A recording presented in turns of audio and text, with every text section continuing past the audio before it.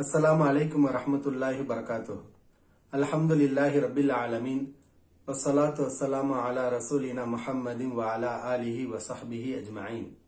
அன்பார்ந்த சகோதர சகோதரிகளே, ஆதாரபூர்வமான சஹீஹான நபிமொழிகளை நிராகரிக்கக்கூடிய வழிகட்ட ஒரு சாரார் அந்த ஹதீஸ்களை எல்லாம் உள்ளபடி அப்படியே ஈமான் கொள்ளக்கூடிய நம் மீது பல்வேறு விதமான விமர்சனங்களை வைத்துக்கொண்டு குழப்பங்களை செய்து கொண்டு வருகின்றார்கள்.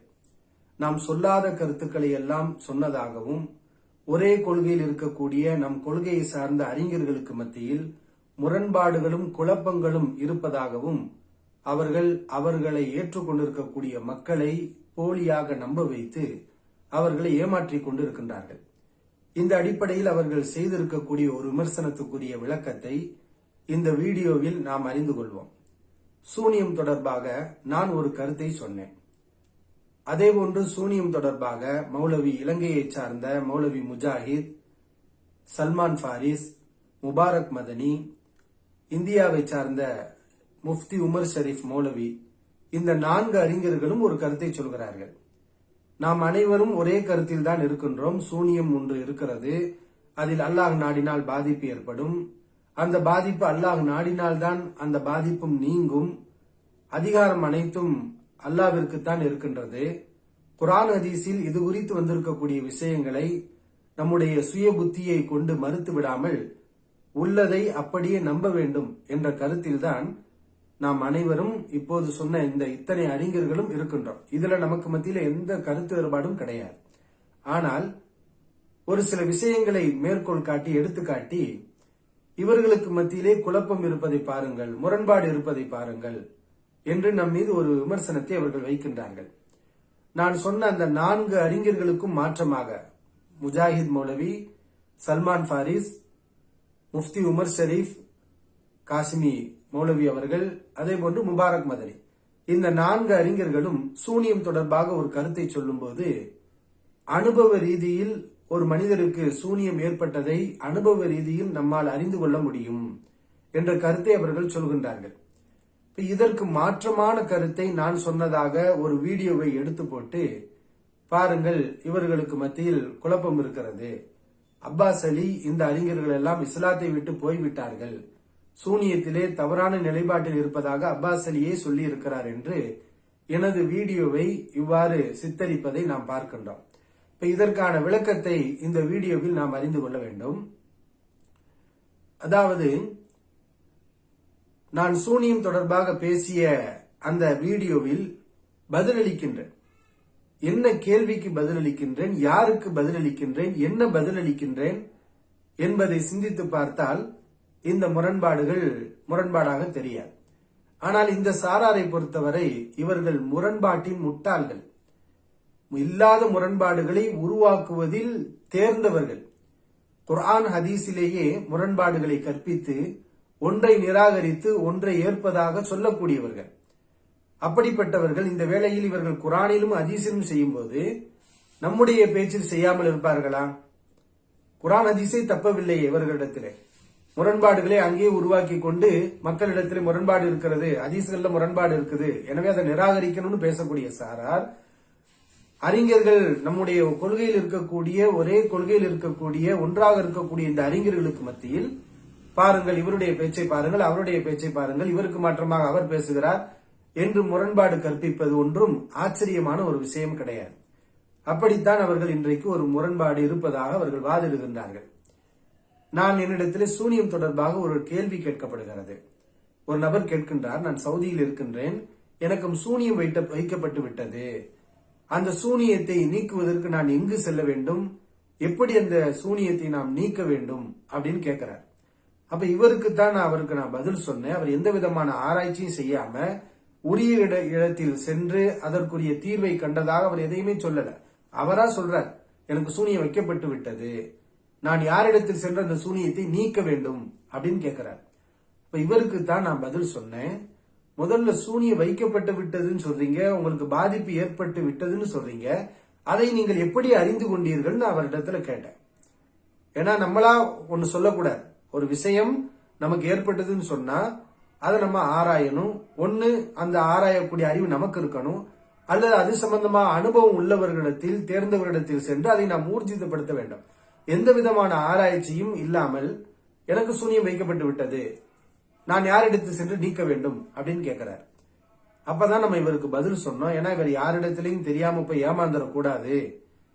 மார்க்கத்துல சில குழப்பவாதிகள் இருக்கிறாங்க. என்ன, இந்த சூனியம் விஷயத்தில் சூனியத்தை எடுப்பதாக சொல்லக்கூடிய சூனியக்காரர்கள், ஏமாற்று பேர்வழிகள். நாங்க சூனியத்தை எடுக்கிறோம்னு சொல்லி மக்களிடமிருந்து பணம் வாங்கி கொண்டு மக்களை ஏமாற்றுகிறார்கள். இப்ப இப்படிப்பட்டவர்களிடத்துல அறியாத மக்கள் போய் சூனியத்தை எங்களுக்கு எடுங்க, எங்களுக்கு பாதிப்பு இருக்கு, அவங்களுக்கு ஏற்பட்ட பாதிப்பு சூனியத்தால ஏற்பட்டுச்சுன்னு சூனியக்காரன் சொல்லுவான். இவங்களும் அதை நம்பிக்கிடுவாங்க. அந்த சூனியக்காரன் உங்களுக்கு நான் சூனியத்தை எடுக்கிறேன்னு சொல்லுவான். ஒரு 50,000 ரூபாய் கொடுங்க, இவ்வளவு பணம் கொடுங்கன்னு கேட்பான். இவங்க பணம் கொடுப்பாங்க. இப்படி மக்கள் ஏமாந்துகிட்டு இருக்கிறாங்க. அப்ப இந்த மாதிரி அடிப்படையில இவரும் ஏமாந்து போயிடக்கூடாதுங்கிறதுக்காகத்தான் நாம அவருக்கு பதில் சொன்னோம். யாரிடத்திலையும் போய் சூனியத்தை எனக்கு எடுத்துருங்கன்னு மன்றாடாதீங்க, மன்றாடாதீங்கிற வார்த்தையை சொல்றேன். அதே மாதிரி யாரிடத்துல ஏமாறாதீங்க அப்படிங்கிற வார்த்தையும் சொல்றேன். ஆனா இதையெல்லாம் இந்த குழப்பவாதிகள் மேற்கோள் காட்டுவது கிடையாது. நான் சொல்லாத ஒரு வார்த்தை, எனக்கு பாதிப்பு ஏற்பட்டிருக்கிறது என்று சொன்னாலே அது மார்க்கத்துக்கு மாற்றமா போயிடும், இஸ்லாத்தை விட்டு வெளியே போயிருவீங்க அப்படின்னு நான் சொன்னதாக அவங்க சித்தரிச்சு காட்டி முரண்பாடு கற்பிக்கிறாங்க. ஆனா நான் அந்த வார்த்தையை சொல்லவே இல்லை. பாதிப்பு ஏற்படுகிறது என்று ஒருவர் வெளியில் சொன்னாலே அவர் மார்க்கத்துக்கு முரணாகி விடுவார், அவர் இஸ்லாத்தை விட்டு போய்விடுவார் என்ற வார்த்தையை நான் சொல்றேன். நான் சொல்வது என்ன, ஒரு மனிதன் சூனியன் எடுப்பதாக சொல்லக்கூடிய ஒரு மனுஷன்ட்ட போய் நீங்க அதுக்குரிய தீர்வை தேடி அவன்கிட்ட மன்றாடி அவனிடத்துல உங்களுடைய செல்வத்தை ஒப்படைச்சு நீங்க ஏமாந்து போயிடாதீங்க, அது மார்க்கத்துக்கு மாற்றமான காரியம்னு நான் சொல்றேன். ஏன்னா ஹதீஸிலே இருக்கு, ரசூலுல்லாஹி ஸல்லல்லாஹு அலைஹி வஸல்லத்துல சூனியம் எடுப்பது குறித்து ஹல் நுஷ்ரா அனி நுஷ்ரா, நுஷ்ரானா சூனியத்தை உடைப்பது, சூனியத்தை கட்டவிழ்ப்பது, அந்த சூனிய பாதிப்பை நீக்குவது குறித்து ரசூலுல்லாஹி ஸல்லல்லாஹு அலைஹி வஸல்லத்திலே கேட்கப்பட்டது. அப்போது நபி அவர்கள் அதுக்கு பதில் சொன்னாங்க, ஹுவ மின் அமலி ஷைத்தான், அது ஷைத்தானுடைய காரியம், அந்த வேலையை இறங்காதீங்க அப்படின்னு சொன்னாங்க. இப்ப அந்த அடிப்படையில தான் சூனியம் ஒன்று இருக்கிறது, அதுல பாதிப்பு இருக்கிறது என்று குர்ஆன் ஹதீஸின் அடிப்படையில் நம்பக்கூடிய அறிஞர்கள் அனைவரும் சொல்லக்கூடிய ஒரு கருத்து, நம்ம சூனியத்தை எடுக்கிறதுக்காக முயற்சி செய்யக்கூடாது, அந்த சூனியக்காரன்ட்ட போய் சூனியத்தை உடைப்பதற்குரிய வேலைகளை அவனை செய்யுமாறு நம்ம அவன்கிட்ட கேட்கக்கூடாது, அதை நல்ல மக்கள் செய்ய மாட்டாங்க, அதை கெட்டவங்க செய்வாங்க, அந்த மாதிரியான ஒரு முயற்சியை நம்ம மேற்கொள்ள கூடாது அப்படின்னு சொல்லிதான் இந்த ஆதாரப்பூர்வமான அபூதாவுதுல அகமதுல பதிவு செய்யப்பட்டிருக்கக்கூடிய இந்த ஹதீஸ் அடிப்படையா வச்சு எல்லாரும் சொல்றாங்க. அதைத்தான் நாமளும் என்ன செஞ்சோம், சொன்னோம். ஆனா இன்னைக்கு அதை ஒரு முரண்பாட்டா சித்தரிக்கிறாங்க. எப்படி சித்தரிக்கிறாங்க பாருங்க. அப்பாஸ் அலி நம்ம சூனியத்தை ஒரு மனிதருக்கு பாதிப்பு ஏற்பட்டிருக்கிறது என்றால் அந்த பாதிப்பு சூனியத்தால் தான் ஏற்பட்டது என்பதை அறிய முடியாதுன்னு அப்பாஸ் அலி சொல்றாரு. ஆனால் அறிய முடியும் என்று சல்மான் பாரிஸ் மௌலவி அவங்க சொல்றாங்க. முஜாஹித் அவர்கள் ஒரு அனுபவ ரீதியில் அறிந்து கொள்ள வாய்ப்பு இருக்குன்னு சொல்லி இருக்கிறாங்க. முபாரக் மதனி அவர்களும் இந்த கருத்தை அனுபவ ரீதியில் அது ஒரு மனிதருக்கு சூனியம் ஏற்பட்டிருக்கிறது என்பதை நம்ம உணர முடியும் என்ற கருத்தை சொல்லி இருக்கிறாங்க. அதே மாதிரி முஃப்தி உமர் ஷரீப் மௌலவி அவர்களும் அந்த கருத்தை சொல்லி இருக்கிறாங்க. அப்ப இந்த 4 அறிஞர்களும் சொன்னதுக்கு மாத்தமா அப்பாஸ் அலி சொல்லி இந்த 4 அறிஞர்களையும் முர்த்ததாக்கி அவங்க இஸ்லாத்தை விட்டு போயிட்டாங்க அப்படின்னு சொல்றாரு அப்படின்னு சித்தரிக்கிறாங்க. ஆனா என்னுடைய உரையில எங்கேயுமே அனுபவ ரீதியில் இதனுடைய பாதிப்பை உணர முடியாது அப்படிங்கறத பத்தி நான் அந்த வீடியோல எதுலையுமே பேசல. என்னுடைய நம்பிக்கை அனுபவ ரீதியில் அதை அறிந்து கொள்ளக்கூடிய வாய்ப்பு இருக்குதுங்கிறது தான். ஆனா நாம சொன்னது பித்தலாட்டக்காரர்கள் சூனியத்தை எடுப்பதாக சொல்லி மக்களை ஏமாற்றக்கூடியவர்களிடத்தில் நீங்கள் சென்று உங்களுடைய பாதிப்பை நீக்குவதற்கு முயற்சி செஞ்சிடாதீங்க அப்படிங்கறத நம்ம சொல்லி இருக்கிறோம். அப்ப இது முரண்பாடு கிடையாது. இது நாம வேறொரு விஷயத்தை கவனிச்சு சொன்ன ஒரு விஷயம். ஆனா இந்த அறிஞர்கள் சொல்லக்கூடியது வேறொன்று. ரெண்டுக்கு மத்தியில் எந்த முரண்பாடும் கிடையாது. ஆனா இதை இவங்க எப்படி கொண்டு வர்றாங்க பாருங்க. இந்த சலஃபிகள், இந்த அறிஞர்கள் மக்களை எப்படி எல்லாம் மூட நம்பிக்கைக்கு அழைக்கிறாங்க அப்படின்னு சொல்றாங்க. இப்ப அனுபவ ரீதியில் அந்த பாதிப்பை உணர முடியுமா முடியாதா அப்படிங்கிற அந்த விஷயத்த எல்லா அறிஞர்களும் உங்கள்கிட்ட சொல்லல. ஹதீஸை மறுக்கக்கூடிய சூனியத்துக்கு பாதிப்பே இல்லைங்கிற அந்த அடிப்படையான விஷயத்தையும் நீங்க மறுக்கிறீங்க.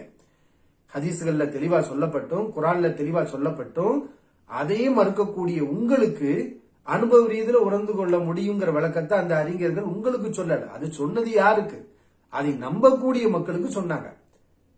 ஆனா இவங்க அதை என்ன செய்யறாங்க, அதை எடுத்து போட்டு அது முரண்பாடாக இருப்பது போல சித்தரிக்கிறாங்க. இது எந்த விதமான முரண்பாடும் கிடையாது. இது நாம சொன்னது வேறு நபர்களை கவனிச்சு இந்த அறிஞர்கள் சொல்றது வேற ஒரு விஷயம். ரெண்டுக்கு மத்தியில முரண்பாடு இல்லை என்பதை நாம் அறிந்து கொள்ள வேண்டும். ஆனால் நமக்கு மத்தியில் பொதுவான ஒத்த ஒரு கருத்து இருக்கிறது. சூனியம்னு ஒண்ணு இருக்குது. அதுல அல்லாஹ் நாடினா பாதிப்பு ஏற்படும், அல்லாஹ் நாடினா அந்த பாதிப்பு குணமாகும். இந்த விஷயத்தில் நம்முடைய அறிஞர்களுக்கு மத்தியில எந்த முரண்பாடும் கிடையாது. எனவே இந்த குழப்பத்தை செய்யக்கூடிய சகோதரிடத்துல நாம சொல்லிக் கொள்கிறோம், மக்களுக்கு நீங்க மார்க்க அறிவை சொல்லுங்க, மார்க்கத்தை போதிங்க. நீங்க நடத்தக்கூடிய நிகழ்ச்சிகள்லாம் பாருங்க, ஒரே பட்டிமன்றம், இந்த சினிமா கூத்தாடிகள் நடத்துவாங்கல்ல, இந்த பட்டிமன்றம் நடத்தி மார்க்க அறிஞர்களை கேவலப்படுத்துறதும், இந்த மாதிரி வீடியோக்களை அறகுறையா எடுத்து போட்டு ஒருவருடைய வீடியோக்களை மக்களுக்கு தெரியாது. ஒரு மனிதர் ஒரு விஷயத்த பேசுறாருன்னா அதை அவர் ஒரு 1/2 மணி நேரம் பேசுறாருன்னா 1/2 மணி நேரம் கேட்டாதான் அவர் என்ன பேசுறாருங்கிறது புரியும், என்ன சொல்றாருங்கிறது புரியும். ஆனா நீங்க என்ன பண்றீங்க, ஒரு அறிஞருடைய பேச்சுல ஒரு இடத்துல ஒரு வார்த்தையை மட்டும் கட் பண்ணி எடுக்கிறது, இன்னொரு அறிஞருடைய பேச்ச ஒரு வார்த்தையை மட்டும் கட் பண்ணி எடுக்கிறது, அந்த முழு வீடியோல அவங்க என்ன கருத்தை சொல்ல வர்றாங்கிற மக்களுக்கு மறைச்சிட்டு மார்க்கத்தை படிக்காத உங்களை நீங்க நன்மையை சொல்லுவீங்கன்னு நினைச்சு வர்றாங்களே அந்த அப்பாவி மக்களுக்கு முன்னாடி வச்சு அவங்களை தூங்க விடாம உட்கார வைக்கணுங்கிறதுக்காக இந்த மேஜிக் விளையாட்டுகளை நீங்க காட்டிட்டு இருக்கிறீங்க. இந்த வீடியோவை பாருங்க, இந்த வீடியோ பாருங்க, இவர் இப்படி சொல்றாரு, இவர் இப்படி சொல்றாரு. சரி, இவர் இப்படி சொல்றாரு, அவர் அப்படி சொல்றாருன்னு உள்ளதை சொன்னா கூட பரவாயில்ல. உள்ளதையும் சொல்லாம சொன்னது வேற அர்த்தத்துல எப்படி ஓதி பார்க்கிற விஷயம் ரெண்டு விதமா ஹதீஸ் வருதா இல்லையா?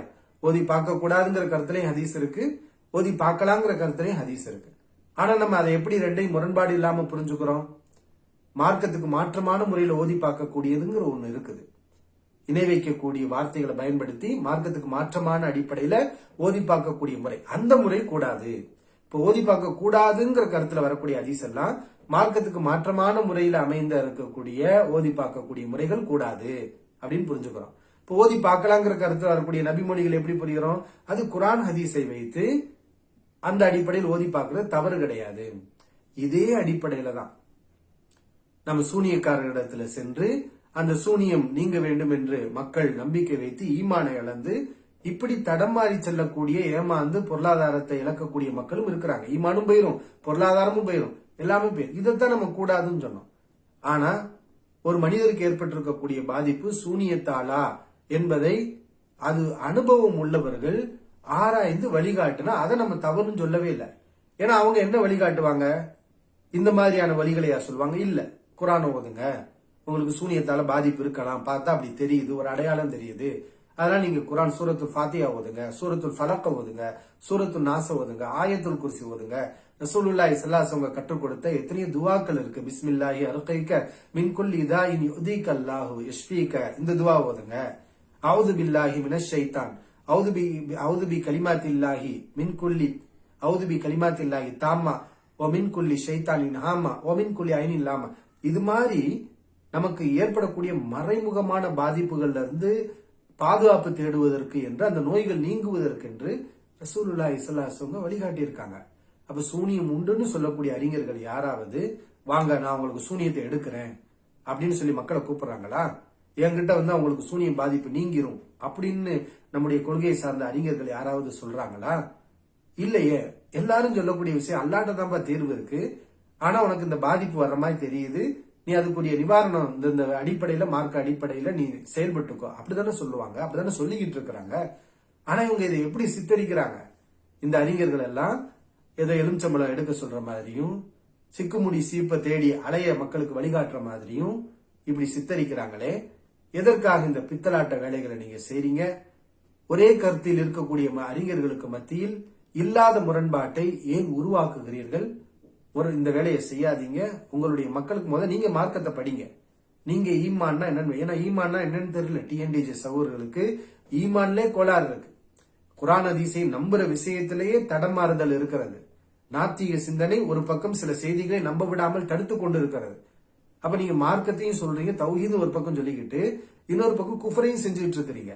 அந்த குஃபரை செய்யாதீர்கள் என்று உங்களை கண்டிக்கக்கூடிய அறிஞர்களை இப்படி பொய்யான வீடியோக்களை சித்தரிச்சு கட் பண்ணி அத கருத்துக்களை எல்லாம் மாத்தி இல்லாத பொல்லாதெல்லாம் சொல்லி மக்களை ஏமாத்திட்டு இருக்கிறீங்க. அந்த அறிஞர்களை கேவலப்படுத்துறீங்க, இல்லாத பொய்களை சொல்றீங்க.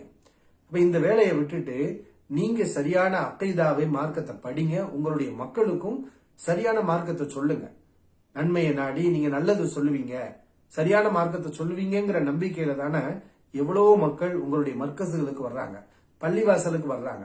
அப்ப அப்படி வந்த மக்களுக்கு ஈமான்னா என்ன, இஸ்லாம்னா என்ன, நம்ம எப்படி மார்க்கத்தை கடைபிடிக்கணும், சஹாபாக்களுடைய தியாகம் என்ன, இன்னைக்கு நடக்கக்கூடிய இந்த பிரச்சனைகள்ல நம்ம எப்படி மார்க்கத்தில் உறுதியா இருக்கிறது, இந்த மாதிரி வழிகாட்டலை கொடுங்க. அது ஆரோக்கியமா இருக்கும். அதை விட்டுட்டு இந்த உங்களுடைய அதாவது உங்களுடைய கூட்டம் கலையுதுன்னா ஏன் கலையுதுன்னு யோசிங்க. ஏன் நீங்க இந்த மாதிரி குழப்பங்களை பண்றீங்க? அது மாதிரி நிறைய சலஃபுகளுக்கு எதிராக புத்தகங்களை போடுறீங்க.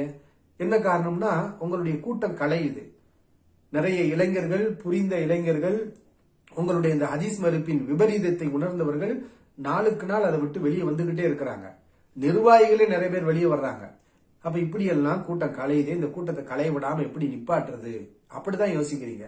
ஆனா இந்த கூட்டம் கலையுதே, இதுக்கு என்ன காரணம்? உங்களுடைய இந்த வழிகேடுதான காரணம். இந்த வழிகேட்டுனாலதானே உங்களை நம்பி இருந்த மக்கள் எல்லாம், உங்களுக்கு பின்னால் இருந்த மக்கள் எல்லாம் இன்னைக்கு தெளிவடைஞ்சு வெளியே வர்றாங்க. ஆனா தெளிவடைஞ்சு வரக்கூடியவர்கள் சொற்ப நபர்களா தான் இருப்பாங்க. ஏன்னா மார்க்கத்துல ஆழமான அறிவும் புரிவும் தெளிவும் உள்ளவர்களுக்கு தான் இந்த குழப்பங்கள்லாம் புரியும். அதை விட்டுட்டு அவங்க வருவாங்க. அப்ப இதுக்கு என்ன காரணம் சொன்னா உங்களுடைய வழிகேடு தான் காரணம். அதனால நீங்க வழிகேடை தான் திருத்தணுமே தவிர அதை விட்டுட்டு உங்களுடைய வழிகேட்டை மேலும் வலுப்படுத்தக்கூடிய வேலையை நீங்க செஞ்சுட்டு இருக்கிறீங்க. அப்படி செய்வீர்களே ஆனால் தொடர்ந்து இந்த வழிகேட்டில் இருந்து மக்கள் வெளியேறி கொண்டு இருப்பார்கள். எனவே நீங்கள்